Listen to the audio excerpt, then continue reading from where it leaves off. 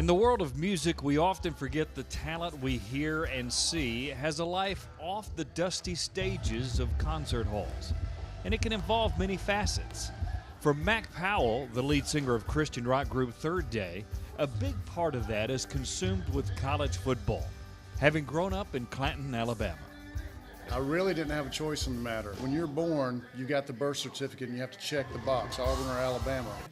And it was checked for me, so I didn't have a choice. But thankfully, I was made to be a Bama fan. It happens to many whose roots are in the heart of Dixie, where the household becomes the allegiance for the ones who absorb the impression. I've kind of got my dad's passion, what he had when I was a kid. You know, we lost a lot of TV sets because of his passion for football. That's kind of, I hate to admit, is kind of passed on to me. He's calmed down a little bit in his older age, and I've gotten even more passionate about it.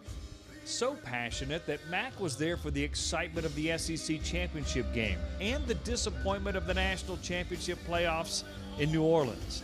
But that fire even burns in the middle of his work night. It's interesting being out on the road and you have to do a show when there's a game. So I'm constantly, we get done with a song and I'll go back and look at my phone and check the score, or I'll go get my guitar from my guitar tech on the side of the stage and go, what's the score? And usually my guitar tech, I'll tell him, you keep up with it. You tell me the Bama score first and then the other team second, 14-7 or whatever. I always do it that way.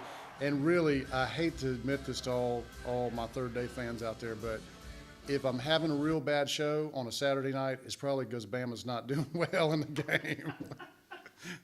But for Third Day, who has sold over 10 million albums in the United States alone, there is usually great music and a great atmosphere. There have been a lot of good shows in the past few years, but it takes that one bad game to put you in a bad mood for a couple of weeks.